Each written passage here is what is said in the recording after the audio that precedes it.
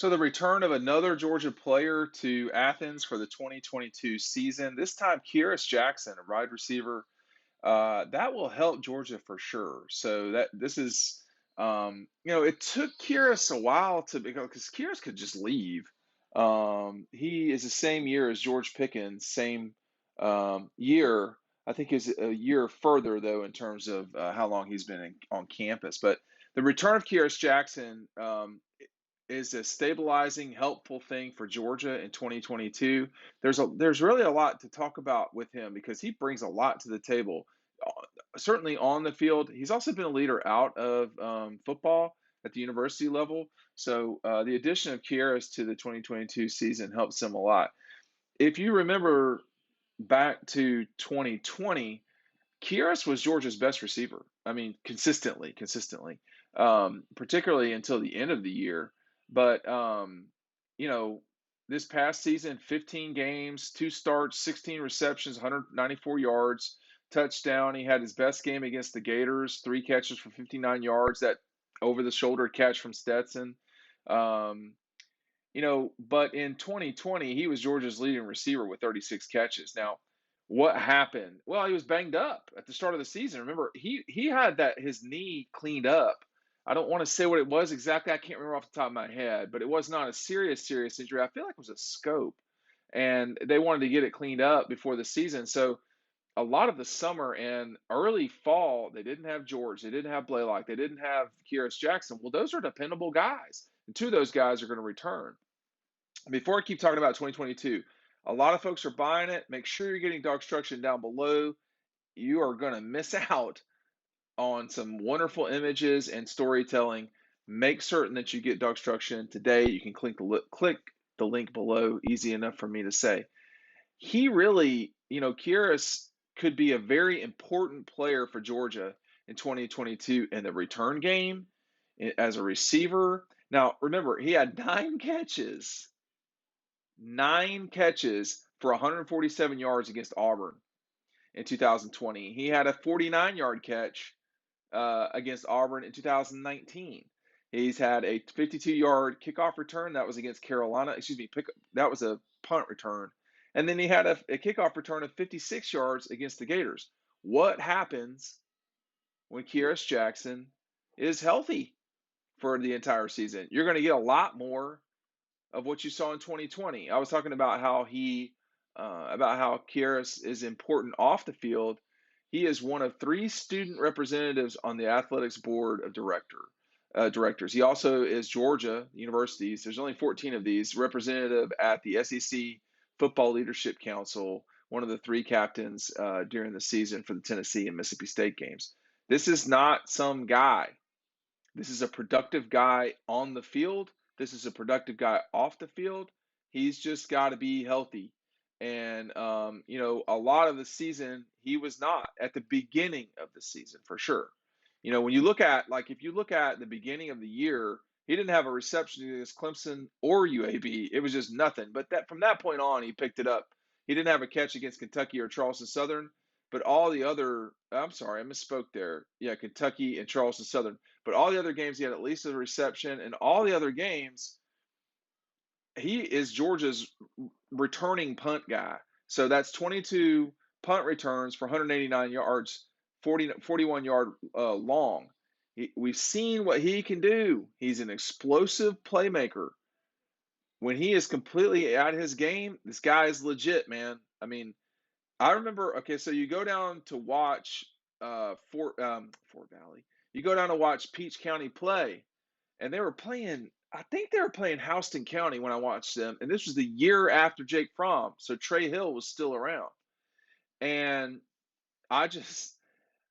there was a play where I think it was a punt return, and just don't punt to these guys. If you're a high school coach, I know y'all know more about football than me, but I'm going to let you in on a secret. Don't punt the ball to electric players like Kearis Jackson, ever.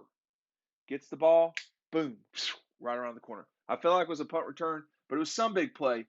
And having been on sidelines for 20 years, he flew by me at a very noticeable pace. So that was the moment I knew, hey, this guy's legit. He's going to be, he's going to be explosive if nothing else for Georgia, and he has been. So I think you're going to see a return to Kearis of the past. I mean, but if you look at, his production, um, every game he had some sort of meaningful production. Against UAB, 33-yard punt return.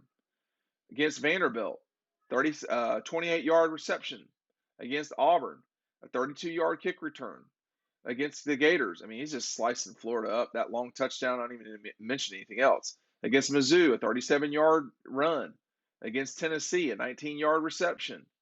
Against Charleston Southern, a 41-yard punt return. Against the Jackets, a 22-yard punt return. I mean, look, this guy's legit. You don't need me to tell you. Is he George Pickens receiving? No, he's not. And that's okay. Is he Damian Gary returning the punts?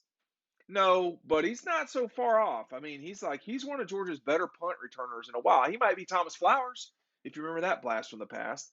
Hey, only someone who's writing a book about the 2021 season and recalling Thomas Flowers is someone who you should trust. Thomas Flowers was a hell of a punt returner for the Dogs. You remember that punt return in 2005 against Tennessee that won them the game? Put it away, at least.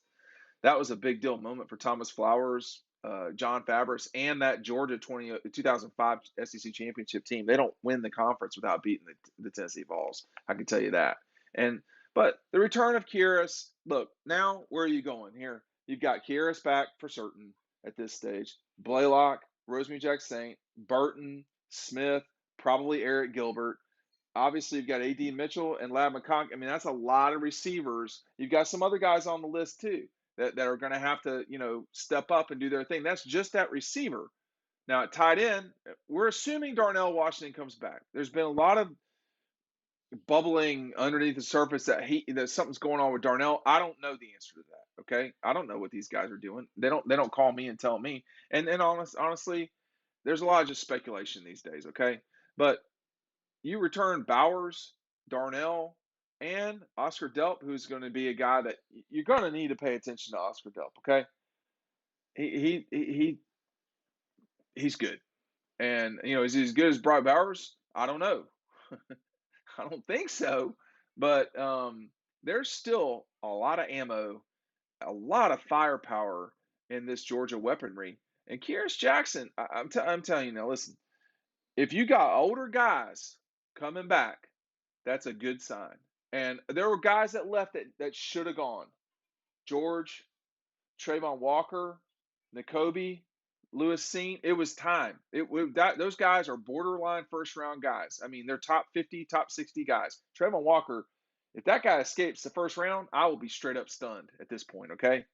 I don't see that happening. But, like Zamir, no, dude, it's time. They got a lot of firepower coming back, this team. The running back situation might be the only, I think that's the one question mark coming into this thing. Not can those guys go, but can they go the whole season, make certain that they're healthy the entire time, and do it. Now, you're going to return. Now this is about Kearis, but let me just wrap up with the running backs. You got 4 legit guys now. These guys can go. But it's going to have to be probably that foursome is going to have to actually kind of 4 horsemen this deal the entire time. You can't ask Kendall Milton to carry the ball 25 times, 7 times in the season. It's too much. He could do it, I think, but it wouldn't be prime Kendall Milton, right? Same thing with Kenny McIntosh. So this offense, which I'm assuming will still be under Todd Monken, it's got plenty of firepower. They're probably going to come into the country, ranked in the country top 3, something like that. We're going to talk about this a lot as the season goes on. Hey, look, make certain that you're buying DAWGSTRUCTION. I really appreciate everybody doing it. It's helping us with these videos and doing stuff that we're going to be doing in the future. Go to dawgpost.com or click the link right down below to sign up for DAWGSTRUCTION. Thanks for watching. We'll see you over on the website.